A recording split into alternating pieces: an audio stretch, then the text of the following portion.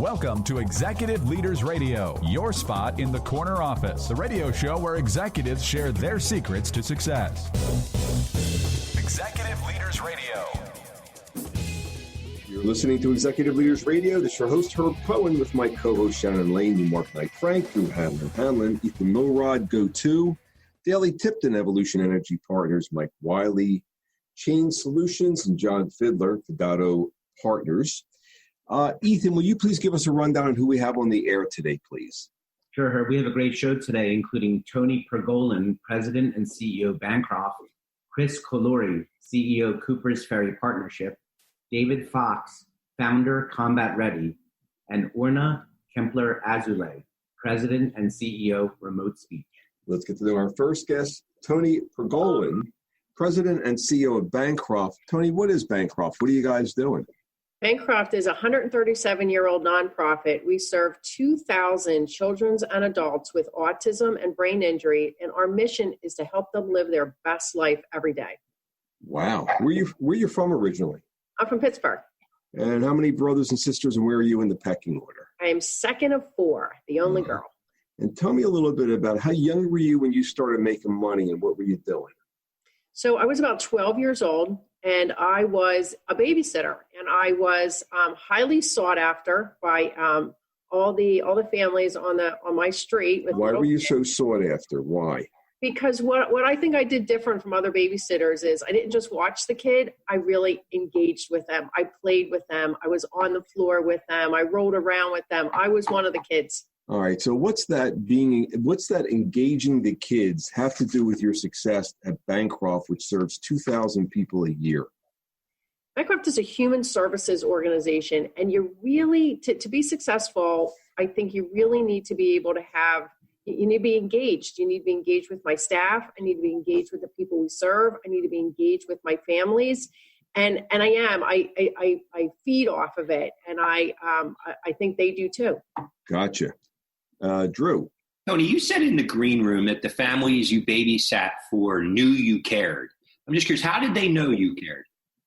You know, I was very in tune to everything that was going on with the family. Like, I always asked questions. How is everybody? I knew the kids inside and out. Like, I feel like my actions and the questions I ask and my need to build relationships with them all really showed my caring and compassionate side. And how has that served you today? I do the same thing at work. I mean, I'm very connected to my staff. I know their names. I know their families. I know if something's good or bad happening. Same thing with our families. I'm very connected. I'm a people CEO, people person. And I want to go back to your siblings. You said you were second of four? Yes.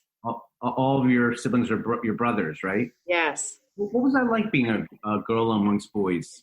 You know, at the time, you don't know anything different. So I didn't think it was very different. And I was always the only girl around the table. And in my adult life, I have two sons and a husband. So I'm, again, the only girl around the table. And I feel like it really prepared me for my professional career, where I just don't think it needs to be. I feel very equal to everybody around the table.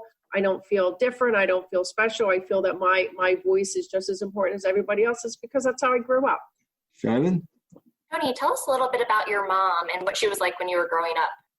So my mom and dad were both accountants. And so that's why I became an accountant, I guess.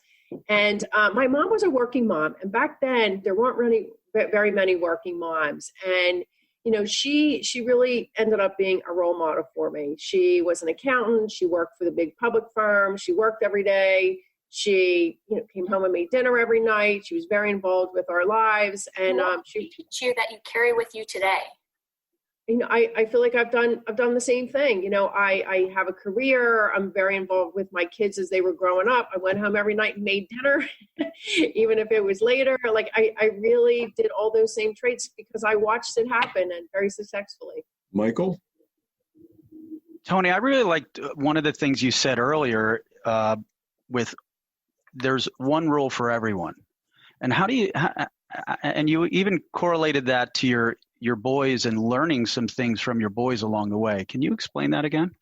Yeah, so the tagline at Bancroft is one world for everyone. And we really thought that captured exactly what we're trying to do is, whether you have a disability or whether you come from a different culture, like whatever background you bring to us, whatever disability or ability you have, this is your one world and it's for everyone. And I really saw that in both my boys as they were growing up, because they had very diverse a group of friends, and they just fit in so well. They don't look at them any differently. They're all in this together. They're equals. And I love that about our organization as well. John? Toni, did you play sports as a kid? No, none. My brothers did. Okay, so how did I'm assuming you went to your brother's sporting events, so how did going and watching them play sports and succeed or fail, how does that relate to you and what you're doing today? So I had three brothers and all very, very athletic. I went to more ice hockey games than probably anything. And it was, again, just part of what our family did. And I was the cheerleader. It was never about winning or losing or who scored the most goals. It was about always cheerleading for them. And I definitely think I bring that when I come into my role at Bancroft, because it's all about cheerleading for the individuals we serve. They have abilities and we cheer them on. Got the next question. Toni, you mentioned earlier that you as you have an accounting background and you come into companies oftentimes not necessarily to turn them around, but you saw something in Bancroft, the need there. Why Bancroft?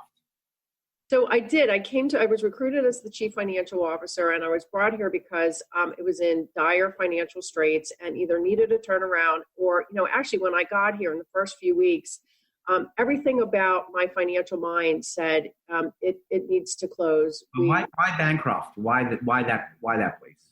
Firstly, you couldn't do it anywhere. Well, I mean, listen, I was a financial turnaround person, so I was going anywhere that needed a financial turnaround. And when I came here, my whole goal was to close it because it just wasn't going to make it. And then I started meeting the people of Bancroft, and I met these families that are like, we depend so much on Bancroft. Where would we be without Bancroft? And I'm looking at these 2,000 individuals and thinking, if I close this place, where are they going? And I really learned early on it was too important to fail, which is the name of my book. What does that mean to you?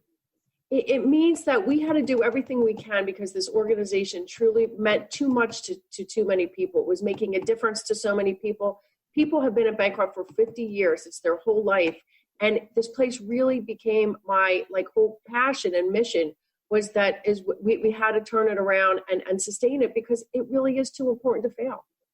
Toni, when you're faced with a tough decision at the office, what do you hear your mom whispering in your ear?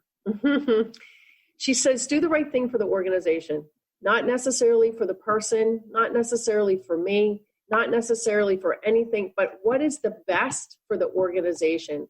And in a nonprofit, a human services, you always have to put the organization's best interest first. And I just wanted to quickly go back to your three brothers. What would they tell us about you? They, I think they really saw me as a strong leader. And, so even though I was like the cheerleader and stuff, I was really the leader of the four of us. I was, both my parents are gone. I'm now the leader of the family. And again, I think I have really strong relationships. I think did they instill in you could climb any mountain you wanted? They did, because I kept right up with them. None of them were any better than me. They weren't treated any differently. Look at you any different. Yeah, absolutely. And how does that affect how you serve your patients today? Or, the population that you serve, I should say. Yeah, well, it teaches me that, not only do I belong, but I have a role with them, but more importantly, they belong. And, everybody is really treated fairly. And we really help them live their best life. That's really important to you, isn't it? It is. It really is. Why is that? Where's that coming from? I fortunately, I never had anybody in my family with a disability. So I didn't even know there were people out there that were living with such challenges, true challenges.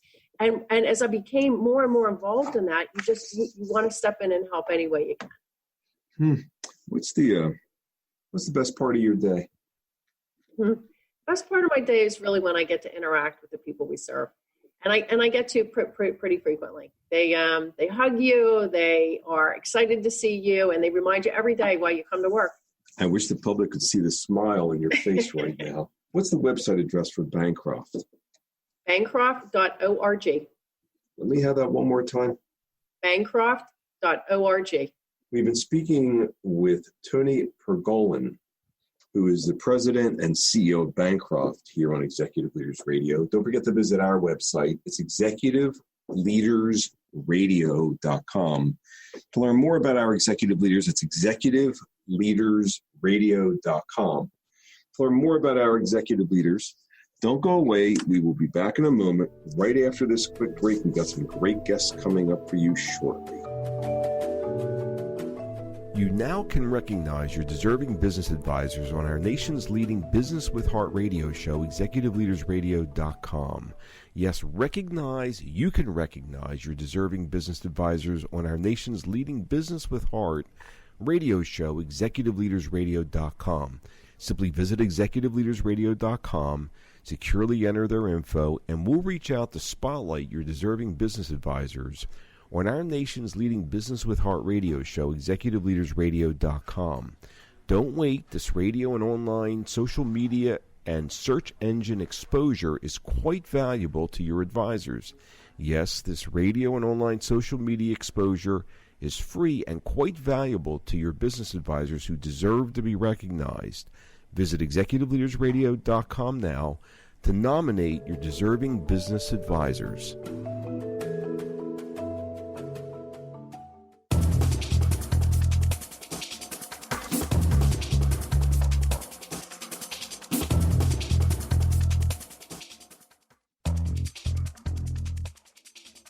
We're back. You're listening to Executive Leaders Radio. This is your host, Herb Cohen, and we'd like to introduce Kris, Kolluri, who is the CEO of Cooper's Ferry Partnership. What is Cooper's Ferry Partnership, Kris?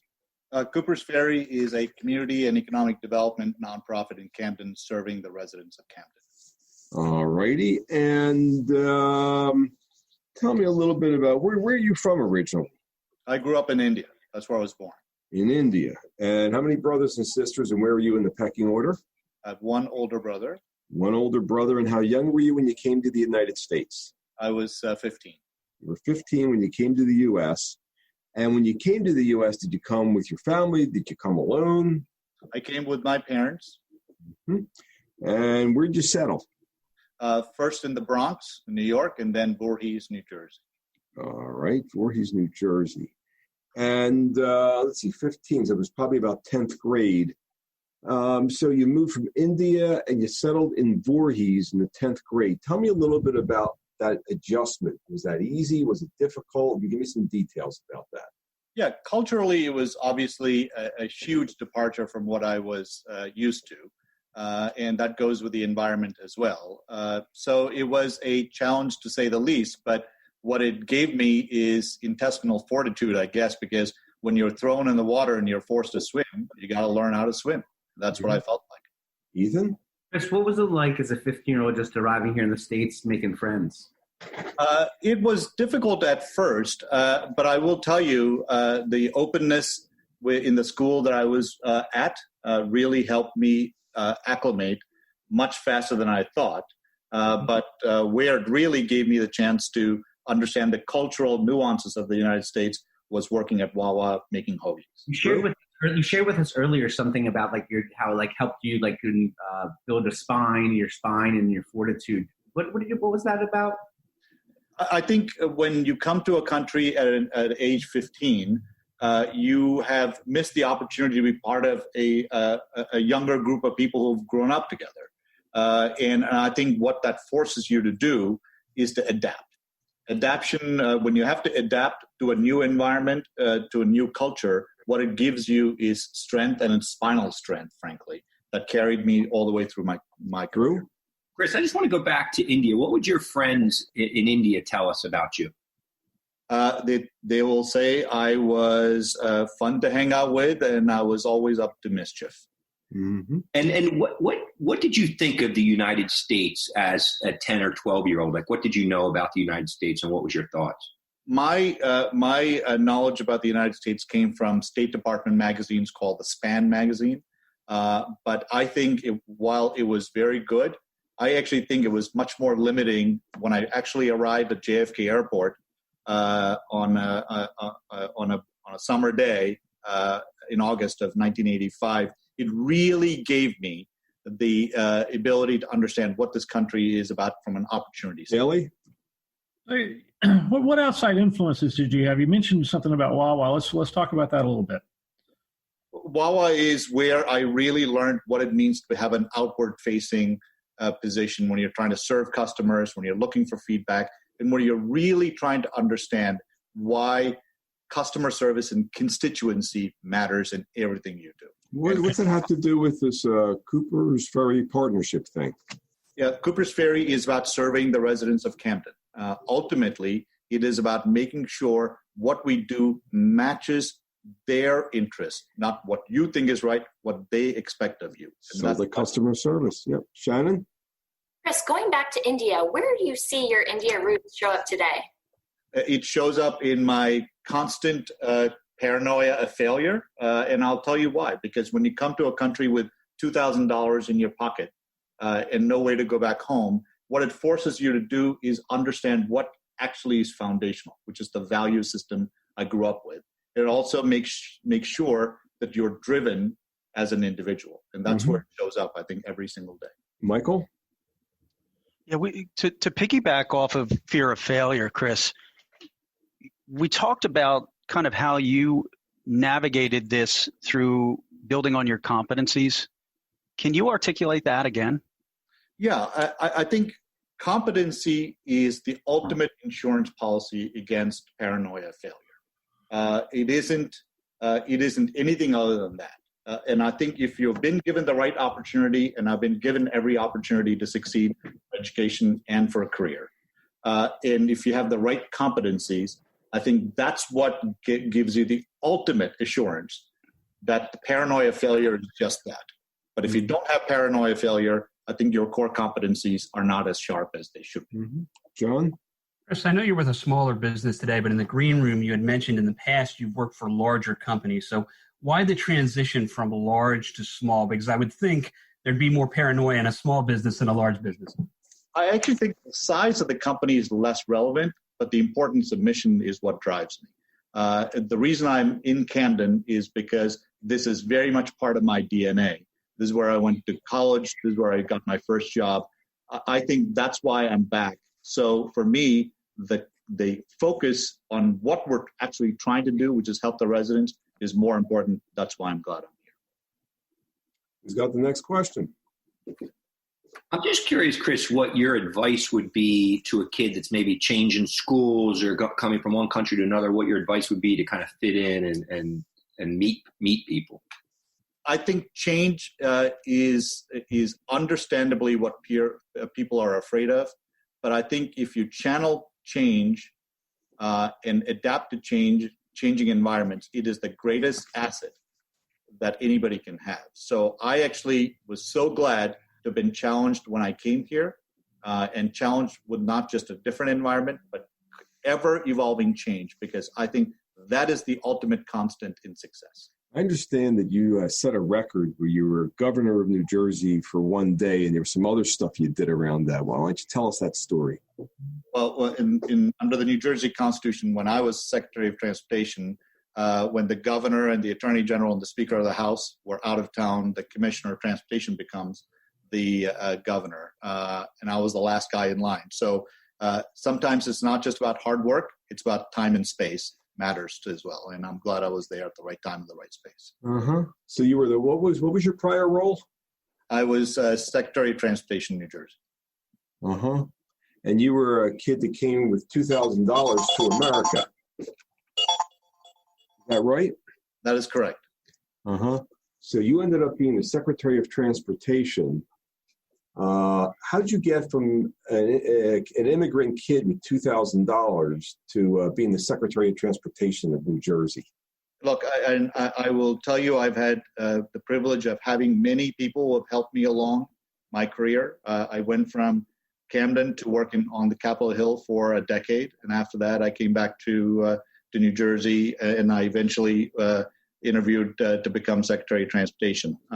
It isn't always about what education you have. It is many times it matters what kind of network you have and your capacity to adapt. And I know I've said that many times, But I think ultimately that is how you move up the career ladder, is to constantly adapt, constantly hone your skills, and constantly develop your network. Well, you certainly know. I mean, this is good advice because you've proof of it, you know. Who's got the next question for Kris? I was going to say, what makes you most proud today, Kris? What makes me most proud is seeing my kids, who are a lot more tolerant than I am, a lot more capable than I am. They are privileged, yet they have not forgotten their humanity. And I think that's what I think I'm the most proud of. They're privileged, but they haven't forgotten their humanity. What are you talking about? Look, they have not experienced what I experienced when I grew up in India and certainly came here. There isn't a thing that they need today that they can't get. But what we have tried to give them is a value system that is based on who I was when I grew up in India. I'll say this, the greatest inheritance is not money. It is a value system that you pass on to your kids. Give me that again.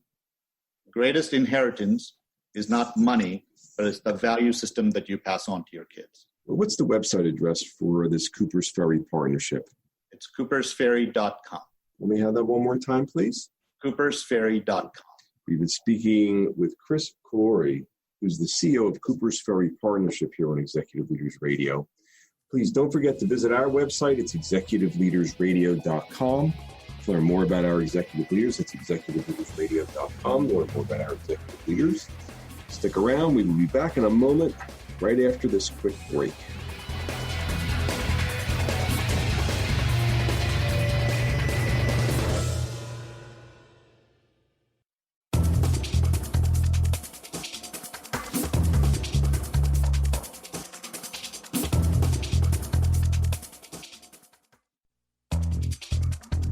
We're back. You're listening to Executive Leaders Radio. This is your host, Herb Cohen. We'd like to introduce David Fox, founder of Combat Ready. David, what is Combat Ready? What are you guys doing? Yeah, so we make products for the U.S. military. Specifically, we help keep soldiers in the fight. That's to prevent blisters from their combat boots, from their equipment rubbing. We solved that for them. Mm-hmm. Where are you from originally? Born in Philadelphia, grew up in Cherry Hill, New Jersey. Mm-hmm. How many brothers and sisters, and where are you in the pecking order? So I am 6 out of 7. All righty. Ethan, give me a hand, please. What was that like being one of 7 kids, 6 out of 7? Yeah, so if you want some attention from the parents, you've got to speak up. You got to get your time. You can't be a wallflower, otherwise your brothers and sisters will just trample you. So that really made you an independent kid? Yeah, because, well, first you needed to, again, not be a wallflower. You needed to just grab the attention for wherever you were. Otherwise, people would ignore you. But in addition, I just found my space within the household. I found my quiet space that I could go do my thing while my brothers and sisters were all getting in trouble. And so that's kind of, I think, enabled me to just do some of the independent things I do today. How does that show up for you today? Yeah, so I'm an entrepreneur. I've started a number of different companies, and a lot of that, certainly when you first start that business, you're all by yourself. You're just sitting there by yourself trying to make it happen, and so you have to be comfortable in that seat, having no one else around you and just figuring it out as you go. So yeah, I think way back then, being 6 out of 7 has groomed me to be able to do what I do today. Billy? So you say you're an entrepreneur. When did you first start making money? How young were you when you first got a job or started making money? Oh, gosh. So like 12, 13 years old, paper route. And how did that go? I mean, you just get a paper route in the neighborhood and go, or did you expand on it? Yeah, so started small, had a pretty small territory, but then kept growing it and growing it. Became actually pretty significant. Got so large that I almost couldn't ride it at the end. I had to start jumping in a car and leaning out the window to throw the papers because it just got to be such a big territory. But what made you different? Why did you get so much? What was the difference? Oh, so frankly, just worked harder, rode faster. We just did it faster. What's the similarity? I got more and more territory. Yeah, what's the similarity between you're growing that paper route and what you're doing nowadays? So you have to have a sense of urgency. You gotta, in many of the situations we're in, we don't have the most resources. We don't have the most staff. So we have to outwork and out hustle our competitors. And so that's really a foundation to success. It's not everything, but it's a big part of being able to be successful in a small business or as an entrepreneur. Drew? David, you mentioned in the green room you played soccer. What was your role on the team? Oh, I was a defender, a very unglorious position, a defender. And what does that tell us about you? So, you just, in that position, in that role, it's not about you. It's about the team. If I wanted it to be about me, I'd go be a striker or something like that and score the goals. But in that position, it's about I'm doing my part so that we can all win. In fact, if it becomes about me, then I'm probably doing something wrong. And so that's the same way that I run the businesses that I do. If it's about me, then we're not going to be successful. It's about either the person that we're serving, our customers, or about our staff. Shannon? Ooh. David, in the green room, you mentioned you have a son and a daughter. What have you learned from them that affects the way you build your team today? Oh gosh, so kids, they're humble. They'll humble you in a minute, right? So one of the things that I learned over time was that they're not going to learn a new skill, pick up an instrument, try a sport until they're ready. As much as we might want them to do it at a certain age, they're not going to do it till they're ready. And there's that saying, right, that when the student is ready, the teacher appears. And so we kind of gained that knowledge. I wish I had it sooner, but we try and use that in all of our interactions with our staff and our companies, which is we give them the opportunity to grow, but we recognize that when they're ready, they'll grab the bull by the horns, and then we'll support them. And David, you and your son have a hobby in common. Can you tell us a little bit more about that? Yeah, so about maybe 2 years ago, we started rock climbing together, and it's scary. It's awesome. And kind of one of the things that's really wild about it when you think about it is that when you're belaying the person, when you have the rope in your hands and they're climbing the wall, you literally have their life in your hands. And so it's humbling. And it sounds like trust is important. What does trust have to do with being the founder of Combat Ready? So there's the trust in your own skills, right? So while you have, I just mentioned in belaying somebody, having their life in your hands, you have to trust in yourself that you won't let them down. Will you trust yourself in your own business as you go forward? Trust in your own skills, trust in your own abilities. And I also have to ask for trust from my staff, even though I might not have always earned it yet. If they're a new employee, I need them to trust in what my decisions are or the role that we might have for them, and trust that they can find success in it. And so sometimes you have to ask for trust before you've earned it. Mr. Wiley. Dave, many entrepreneurs are kind of wired to see the world in ways of how they can fix it or improve it. Going back to your childhood, was there something that kind of bubbled up at some point or another where you kind of looked at the world and tried to improve something? Oh, wow. So I guess maybe one of the first things I ever invented or tried to create when I saw a problem was, so I'm one of 7 plus 2 parents. It's 9 people at the dinner table. It's a long dinner table. And so people would always ask, hey, pass the salt, pass this, pass whatever. And over the raw, it's a crazy dinner table conversation. You wouldn't even get heard. So I created something where you could just pull the salt and pepper shakers down the table with this little thing I created with wood and wheels and string. And so you didn't have to ask anyone to pass the salt and pepper. You could just do it yourself. Mm-hmm. What's that have to do with what you're doing nowadays? So same thing, right? You recognize a problem. You see that there's a void or an opportunity or there's a pain point for someone, and you just figure out a way to solve it. That's what we do for the military. That's what we do for hikers and ultra runners and people who use our products all over. Actually, earlier you mentioned to us that you came up with some inventions for the military, but you also mentioned you brought some of that stuff on the QVC. What's the connection there? Yeah, so the product that we created for soldiers specifically, which was to prevent blisters from their combat boots, it happens to be an incredible product for anyone. If you hike, if you run, for women in those torture chamber shoes that they wear that are the heels and all those things, it's an incredible product for that. So QVC recognized it and said, we have to bring it to our customer base. So it's really wild that we started for something that was created for special forces soldiers, most elite people in the world, and you can buy it on QVC to prevent blisters from your heels. John? David, in the green room, you mentioned that you ran track. I'm just curious, which event? So I started as a sprinter, and then everyone kept getting faster than me, so I ended up all the way into the 800-meter relay.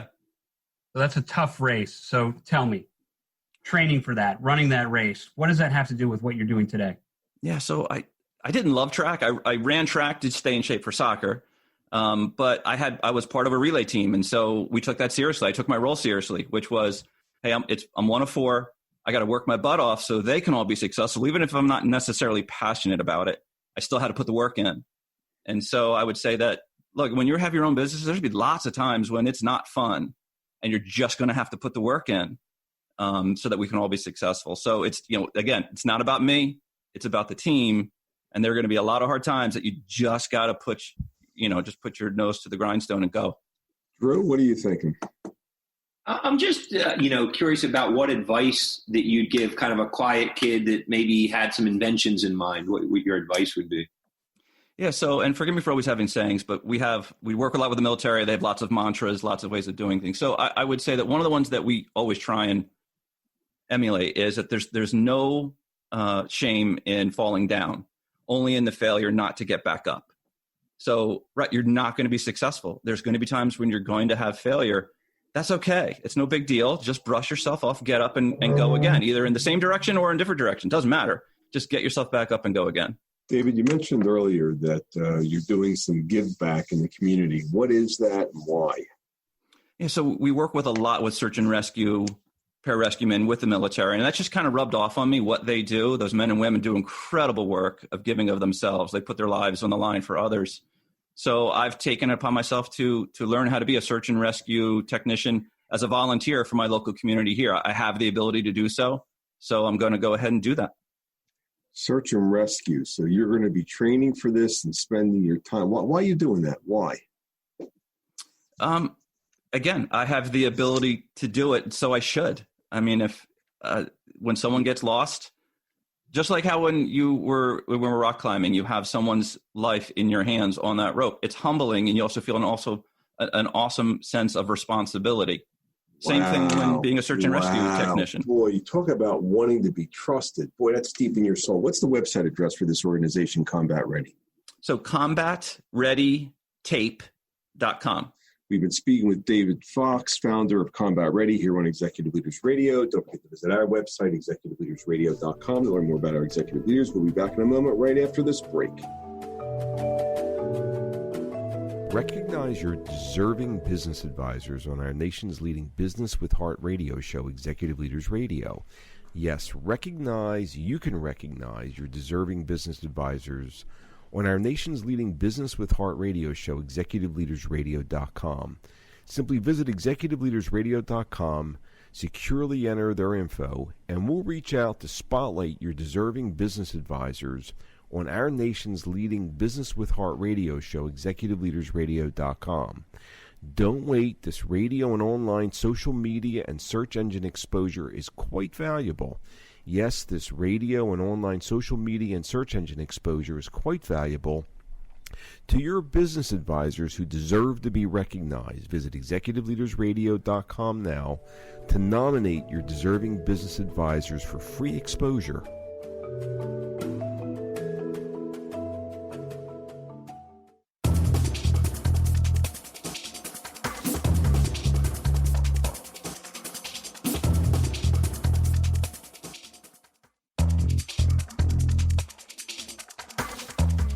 We're back. You're listening to Executive Leaders Radio. This is your host, Herb Cohen. We'd like to introduce Orna Kempler-Azulay, President and CEO of RemoteSpeech. Orna, what is RemoteSpeech? What are you guys doing? RemoteSpeech is an online live teletherapy platform and service provider, providing speech, OT/PT to clients all over the United States and the world. It's a product of our other company, Abington Speech, with over 150 therapists of different disciplines. And where are you from originally? I'm originally from Israel. And how many brothers and sisters, and where are you in the pecking order? I'm the youngest. I'm the only girl. I have 2 older brothers. And how young were you when you came to the United States? I was 9 years old. And tell me, what was it like coming to the United States 9 years old? Was that easy? Was it difficult? And what did it do to you? I remember it being slightly difficult for me because I didn't speak a word of English. I also felt that I was different. We lived in Los Angeles. They sent me to a private school in Beverly Hills. Everyone was really fancy, and I was a little bit of a tomboy. And it definitely was a difficult time for me to get adjusted into that pecking order and school. I understand. Well, Ethan, why don't you take it from here? Well, and I have to ask. You came here, only spoke Hebrew, most likely, very little English. Would that have anything to do with what you're doing today? I never thought about that until recently, but yes, I feel that being a speech language pathologist definitely helps bring the voice to a lot of patients who don't have a voice, either due to a stroke or a speech impediment. And definitely it gives a lot of joy to bring that voice back, for sure. Drew? Well, you mentioned being in the choir and enjoying singing. What did you enjoy about singing? Yeah, so at a very young age, I found my place in the choir in schools. It gave me an awesome friend group, and it evolved into being in the a cappellas later in high school and performing all over, and we won competitions. I loved being on stage. I love having my own identity because I was the youngest in the house always. Why did a bit overshadowed. Why did you love singing? Like, what did you like most about stepping on the stage in front of an audience? I love the feel of the audience enjoying what we were producing. And I loved the fact that all of our voices meshed together and gave people pleasure by listening to the music. And what did you get out of singing that you bring with you to work every day? I feel that I am comfortable by holding the stage. I'm comfortable leading. I have, a lot of people looking up to me, a lot of families that are dependent on their income from what we can provide them. And it just makes me more comfortable to lead. Boy, oh boy, it really is pretty profound. Shannon? Orna, in the green room, you mentioned that your mom passed away when you were 11. I can't imagine how difficult that must have been. What impact did that have on your family? Well, my two older brothers then returned back to Israel to the military. It's mandatory service in Israel, so they needed to go back. I stayed with my dad. It was definitely hard adjustment. We moved again, so it was definitely difficult, but I felt a lot of support from an outside family, like my aunt and my uncle in Israel and my aunt in Texas, and my mom's friends stepped up. I always felt I had so much support, and it gave me that strength to kind of continue and not go into a wrong path. Orna, support really sounds like it's something that's of importance to you. Tell us more about that and why. I think that because of the support I received and I was able to endure the hardship and actually come out of it on the other side very positively, I then feel that today I help and support by the businesses that I created, so many people and so many families that really need the support and don't know where to get it from. Billy? You talked earlier a little bit about your brothers. Tell us about your brothers. So my brothers are 8 and 7 years older than me. They're very close in age themselves, so they were always like the duo, and I was a little bit behind and the only girl. Everyone in my family is an entrepreneur. We all own our own businesses, including dating back to my grandparents, my dad, and my brothers and I. And I think that they, as soon as I graduated from graduate school, they pushed me. They said, you need to open your own business and just do it. Take the leap. Be brave. What's the main thing you learned from them? To just live life. I think it's more that we all learned this together by losing our mom so young. She was only 40. We live life today. We don't wait. I think that's also a motto on a lot of Israelis because you never know, your future is so uncertain in Israel. So we live today and we really tackle what we need to tackle and John? do what we need to do. So Orna, you were talking about singing early on. How has that foundation and that background in the arts brought you to where you are today? I think I learned the sense of community because as singers, we were, part of a choir, part of the a cappella group. You kind of learn to be a team player. That's one. 2, you find your voice, and you find your voice so I was either an alto, and then you find there's a soprano. We each had our own designation kind of to take place in the choir, and I found my voice through that. Definitely. Michael?